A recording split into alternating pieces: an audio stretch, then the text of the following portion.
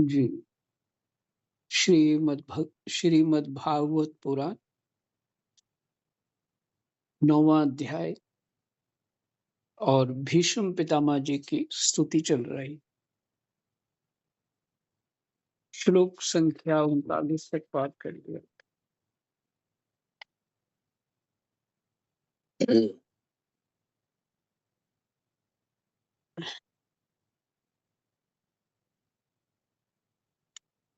भीष्म पितामह जी कहते हैं,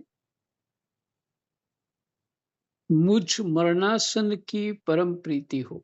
किसमें? उन्हीं पार्थ सारथी भगवान श्री कृष्ण में,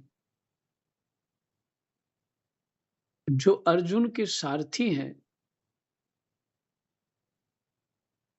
वही भगवान कृष्ण में मेरी परम प्रीति हो। संख्या 40। जिनकी लटकीली सुंदर चाल, हाव भाव युक्त चेष्टाएं, मधुर मुस्कान और प्रेम भरी चितवन से अत्यंत सम्मानित गोपियां, प्रेम भरी चितवन से अत्यंत सम्मानित गोपियां रासलीला में उनके अंतर्धान हो जाने पर प्रेमोन्माद से मतवाली होकर जिनकी लीलाओं का अनुकरण करके तन्मय हो गई थीं, उन्हीं भगवान श्री कृष्ण में मेरा परम प्रेम।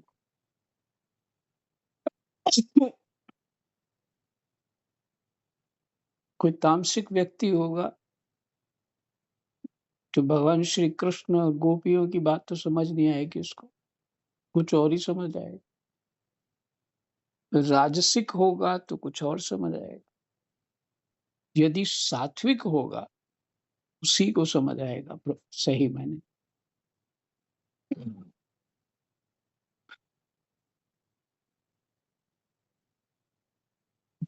भीष्म पितामह जी कह ही रहे हैं, बाहर और भीतर उन्होंने भगवान की पूजा की।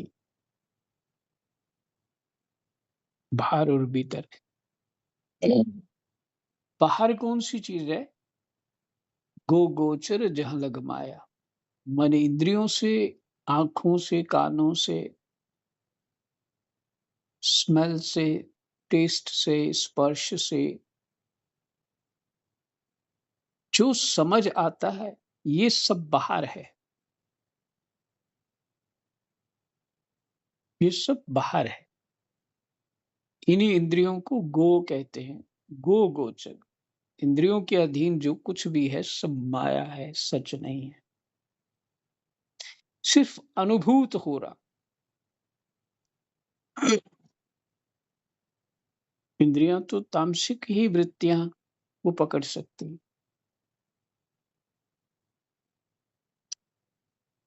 तो भीतर जो है,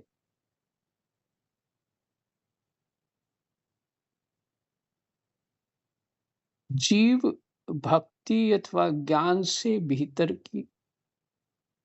से पकड़ सकता है, उस तत्व को समझ सकता है। यही पकड़ना।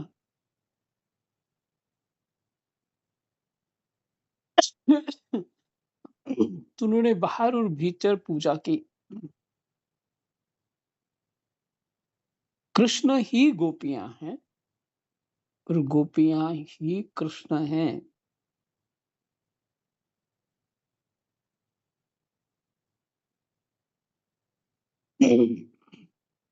जब यदि सब कुछ ब्रह्म है,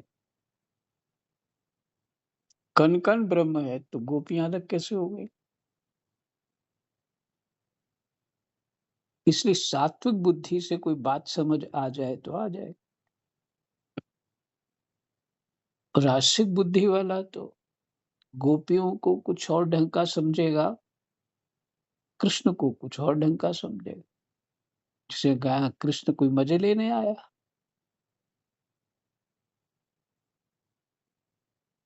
और ना ही गोपियाँ मज़े लेने आई।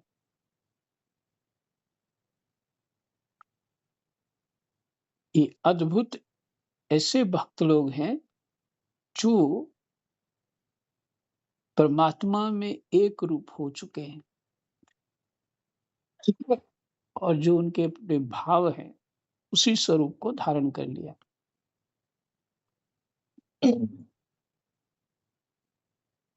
सीताराम। अत्यंत सम्मानित गोपियां रासलीला में उनके अंतर्धान हो जाने पर प्रेमोन्माद से मतवाली होकर जिनकी लीलाओं का अनुकरण करके तन्मय हो गई थी, उन्हीं भगवान श्री कृष्ण में मेरा परम प्रेम हो। विषम पितामह ऐसा क्यों कह रहे हैं? वो तो ब्रह्मचारी हैं। क्योंकि ये जो बात है उनको समझ है, इसलिए कह रहे हैं।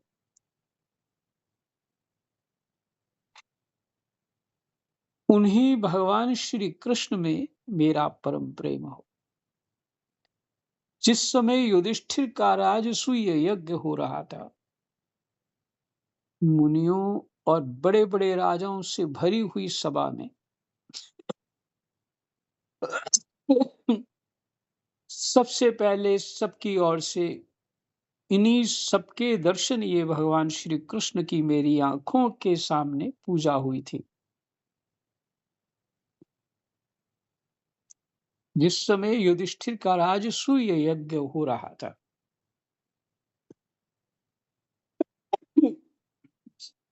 पता नहीं क्यों इसी समय का आंसू हो। मुनियों और बड़े बड़े राजाओं से भरी हुई सभा में सबसे पहले सबकी ओर से इन्हीं सबके दर्शन ही है भगवान श्री कृष्ण की मेरी आंखों के सामने पूजा हुई थी। वे ही सबके आत्मा प्रभु आज इस मृत्यु के समय मेरे सामने खड़े हैं।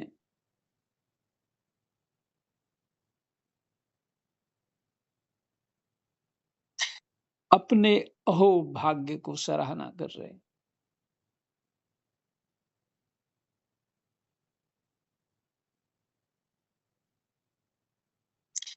जैसे एक ही सूर्य अनेक आंखों से अनेक रूपों में दिखते हैं, वैसे ही अजन्मा भगवान श्री कृष्ण अपने ही द्वारा रचित अनेक शरीरधारियों के हृदय में अनेक रूप से जान पड़ते हैं। अब करो राग द्वेष, कोई जगह नहीं बचती।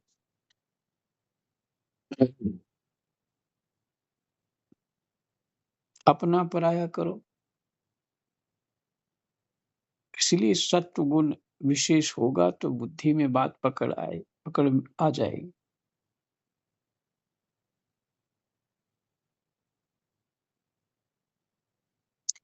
वैसे ही अजन्मा भगवान श्री कृष्ण अपने ही द्वारा रचित अनेक शरीरधारियों के हृदय में अपने ही द्वारा रचित अनेक शरीरधारियों के हृदय में अनेक रूप से जान पड़ते हैं। जान पड़ते हैं। किससे जान पड़ते हैं? वही जो तामसिक इंद्रियां हैं, फिर 3 गुण शामिल हो जाते हैं उसमें। फिर स्वभाव और ज्ञान क्या-क्या स्थिति है, वो भी उसमें मिल जाता है। तो इसलिए अनेक रूप से अर्थात अलग-अलग वही परमात्मा अच्छे, बुरे कई तरह के समझ में आते हैं। वास्तव में तो वे एक और सबके हृदय में विराजमान हैं ही।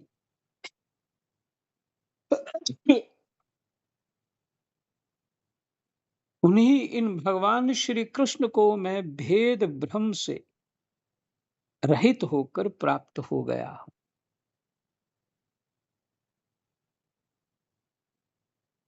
उन्हीं इन भगवान श्री कृष्ण को मैं भेद भ्रम से रहित होकर प्राप्त हो गया। भेद ब्रह्म क्या है? गुण दोष, राग द्वेष। ब्रह्म शब्द नहीं है, ब्रह्म, डाउट। भेद मैंने अंतर, और भेद का जो भ्रम बन गया है, भ्रम से जो भेद हो गया है, माने अज्ञान से, अज्ञान के कारण जैसे संसार दिख रहा है,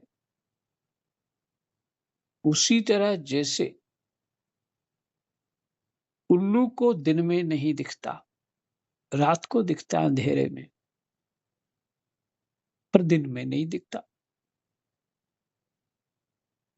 इसी तरह से ब्रह्म भेद हो गया, हम उल्लू बन गए हैं एक प्रकार से। तो मेरा, विष्णु पितामह कहते हैं, मेरा भेद भ्रम से रहित होकर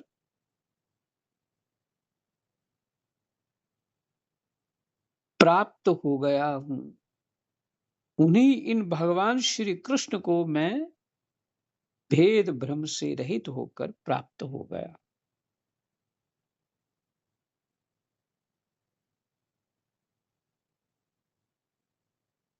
आप लोगों से कई बार चर्चा हो चुकी है,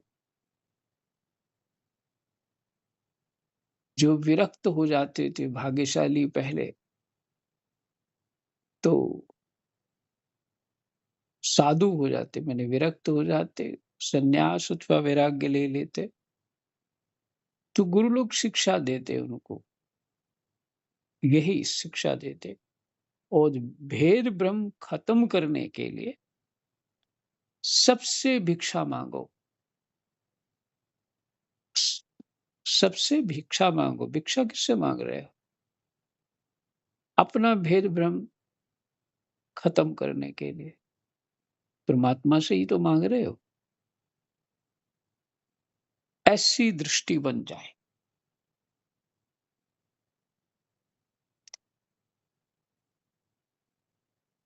और वो इस जगत रूप ब्रह्म से ही, जगत रूप ब्रह्म को ही देख सकता है, ब्रह्म देख सकता है। जो गोस्वामी तुलसीदास जी कह रहे, सिया राम मैं सब जग जानी, करऊं प्रणाम जोरी जुग पानी।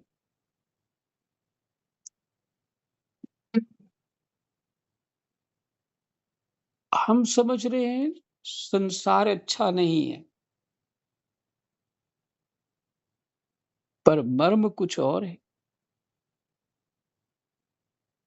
मर्म है हमारा ज्ञान अच्छा नहीं। हम ही अज्ञान को धारण करके भेद भ्रम से परमात्मा को ही जगत देख रहे हैं।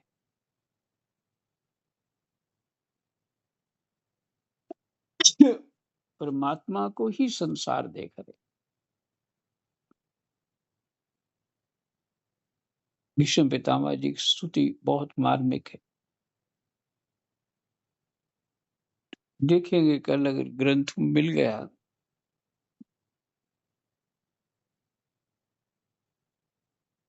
महाभारत, उसमें से थोड़ी स्तुति वहां से भी पढ़ ले।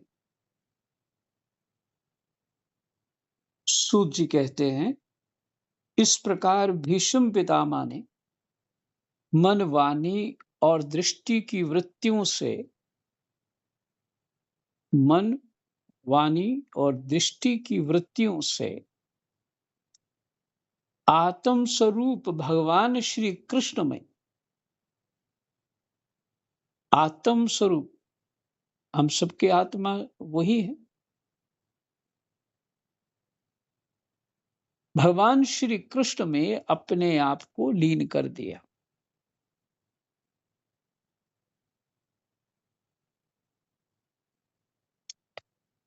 आत्मा तो ब्रह्म स्वरूप ही है ही। और जब उसमें अज्ञान उसको आत्मा से, जैसे स्फटिक का उदाहरण दिया कि अगर लाल कपड़ा नीचे रख के ऊपर स्फटिक रख दो, तो स्फटिक जो है वो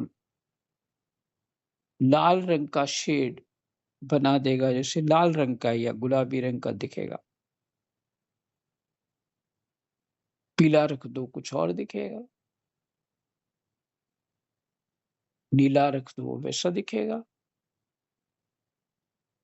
तो ये क्या है? रंग जो है वो हमारा अहंकार है, अज्ञान है। स्फटिक रंग वाला तो है ही नहीं। कपड़ा हटा दो तो फिर वो वैसा पानी जैसा दिखता है, शीशे जैसा दिखता है। तो अपना अज्ञान दूर कर लें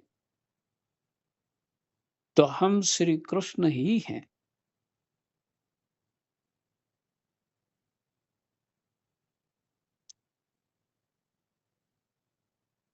ये जो बुद्धि हमारी माया रूप है,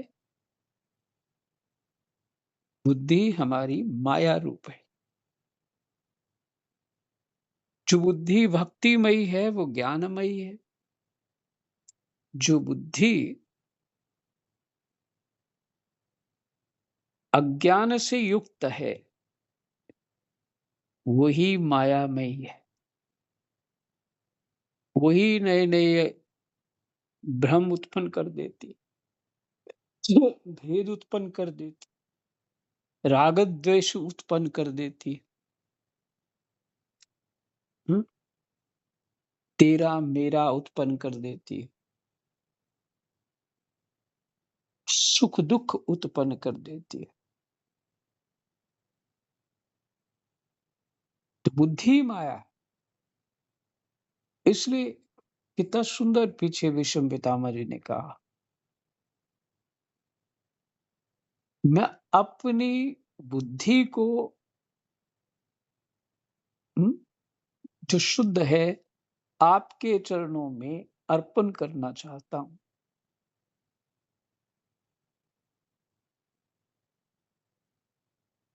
विशेष श्रद्धा है। मैंने ये चीज समझ आ जाए, कैसे बोलूं, जिसको श्रद्धा हो जाती है ना उसकी बुद्धि खत्म हो जाती है।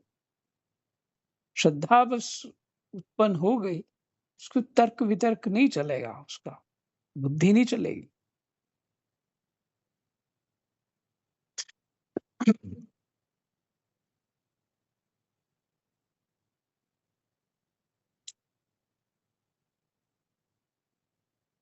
उनके प्राण वही विलीन हो गए और वे शांत हो गए।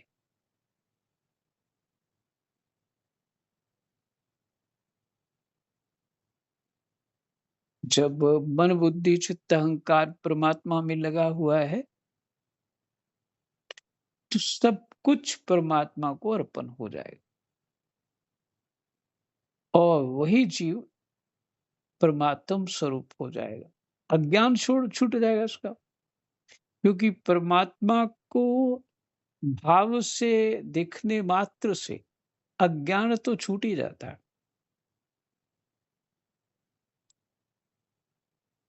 उन्हें अनंत ब्रह्म में लीन जानकर सब लोग वैसे ही चुप हो गए जैसे दिन के बीत जाने पर पक्षियों का कलरव शांत हो जाता। संध्या समय पक्षी जहां पे ज्यादा पेड़ इत्यादि हों, बड़े चैं चैं चैं चैं चैं करते रहते हैं, और जैसे ही सूर्य का प्रकाश खत्म हुआ तो सारे पक्षी चुप हो जाते हैं। विषम पितामह ब्रह्मलीन हो गए और सभी लोग चुप हो गए। जैसे दिन के बीत जाने पर पक्षियों का कलरव शांत हो जाता है, उस समय देवता और मनुष्य नगाड़े बजाने लगे। साधु स्वभाव के राजा उनकी उनकी प्रशंसा करने लगे और आकाश से पुष्पों की वर्षा होने लगी।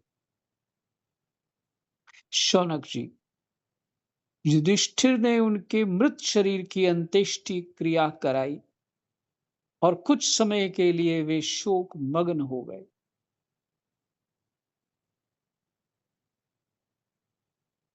विचार करिए, पांडवों के साथ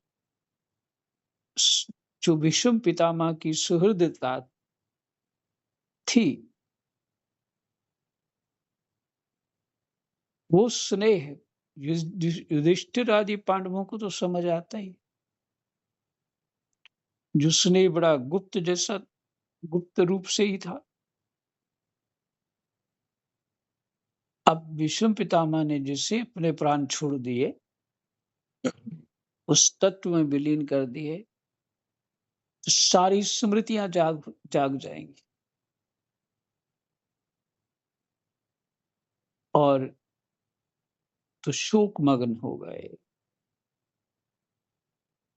उस समय मुनियों ने बड़े आनंद से भगवान श्री कृष्ण की उनके रहस्यमय नाम ले लेकर स्तुति की।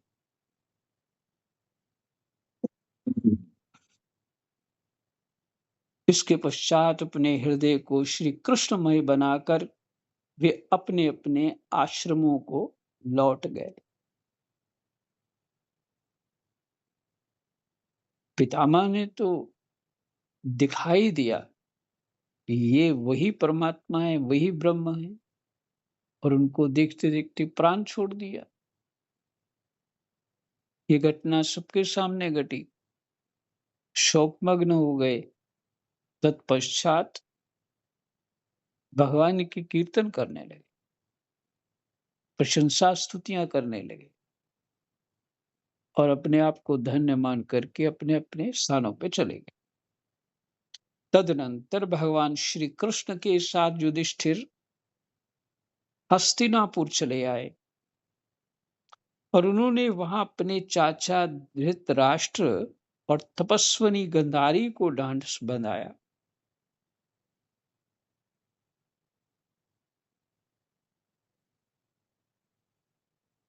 धृतराष्ट्र चाचा लिखा है, चाचा धृतराष्ट्र है, लेकिन गंधारी के लिए तपस्विनी शब्द का प्रयोग किया। वो तपस्विनी थी ही, क्योंकि उन्होंने देखा कि मेरे पति जो हैं वो देख नहीं सकते, तो उन्होंने अपनी आंखों पे भी पट्टी बांध ली।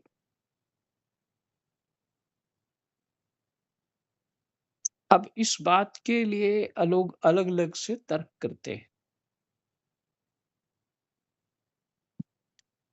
पर गंधारी अध्यात्म दृष्टि से उस संबंध को निभा रही है,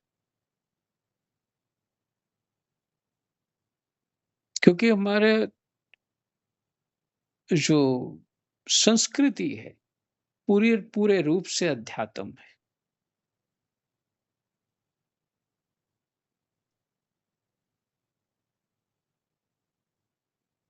फिर धृतराष्ट्र की आज्ञा और भगवान श्री कृष्ण की अनुमति से समर्थ राजा युधिष्ठिर अपने वंश परंपरागत साम्राज्य का धर्म पूर्वक शासन करने लगे। धर्मराज तो है ही वो अंश रूप में, फिर वो वही हस्तिनापुर का राज्य करने लगे। यही विश्राम। जय जय सीताराम, राधे श्याम। नवा अध्याय विश्राम। कृष्णाय वासुदेवाय हरे परमात्मने प्रणत क्लेशनाशाय गोविंदाय नमो नमः।